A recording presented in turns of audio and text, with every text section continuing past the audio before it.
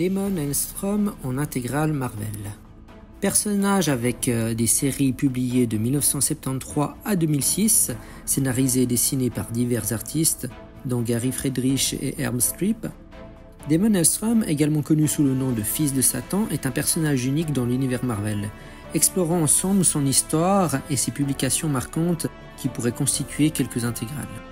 Concernant son origine, Damon Hellstrom fait ses débuts dans The Ghost Rider numéro 1 en septembre 1973, scénarisé dès lors par Gary Friedrich et dessiné par Jim Mooney. Dans cette série, nous découvrons que Damon est le fils de Satan et d'une femme mortelle. Après avoir appris la vérité sur ses origines, il décide de se dresser contre son père démoniaque, qui n'est autre que Mephisto, utilisant ses pouvoirs infernaux pour combattre les forces du mal. Concernant les publications, donc la publication clé, c'est naturellement sa première apparition dans Ghost Rider numéro 1 de septembre 1973, c'est le meilleur point d'entrée.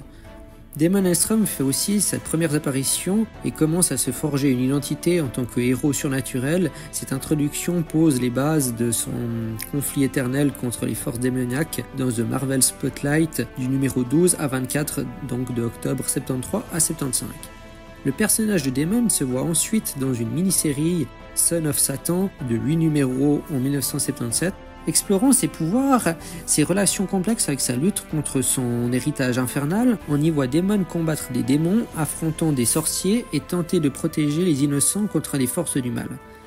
Ensuite, dans la série Hellstrom Prince of Lie, donc le prince des mensonges, de 21 numéros d'une série de 1993, la série solo de Damon approfondit son personnage, révélant ses dilemmes intérieurs et ses combats personnels. Damon est souvent confronté à des choix moraux difficiles alors qu'il tente de concilier sa nature démoniaque avec son désir de faire le bien. Cette série des années 90, plus sombre et mature, explore les aspects les plus profonds et psychologiques de Damon Hellstrom. L'intrigue plonge dans les horreurs cosmiques et les mystères occultes, montrant Damon comme un anti-héros complexe et tourmenté. S'ensuit la série Hellstrom Son of Satan de 5 numéros sortis à elle en 2006. Cette mini-série moderne revisite le personnage, mettant en lumière ses combats contre les forces infernales contemporaines. On y voit Damon se confrontant à son passé tout en essayant de trouver sa place dans le monde moderne. Une intégrale donc sur Damon Hellstrom serait une excellente perspective pour poursuivre sur des personnages plus horrifiques comme Werewolf by Night, le loup-garou, ou The Ghost Rider. Elle permettrait de suivre l'évolution d'Hellstrom de ses débuts en tant que fils de Satan à son rôle plus complexe et nuancé dans les années 90 et au-delà.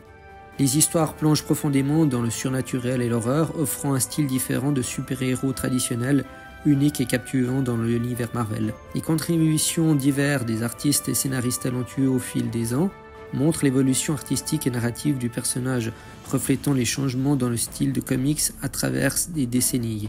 Une intégrale offrirait aux fans une chance de découvrir ou de redécouvrir des récits parfois difficiles à trouver, tout en fournissant un contexte continu et cohérent pour apprécier pleinement l'arc du fils de Satan. En conclusion, Damon Hellstrom, avec ses racines infernales et son combat perpétuel contre les forces du mal, est l'un des personnages les plus fascinants et uniques de Marvel, quoique la republication et ses aventures offriraient aux fans une opportunité de découvrir ce personnage qui est déjà d'ailleurs apparu dans quelques séries, faisant des caméos par-ci par-là. Voilà, j'espère que tu auras aimé cet épisode. Si c'est le cas, n'hésite pas à liker la vidéo, à la partager, à commenter et abonne-toi pour plus de présentations.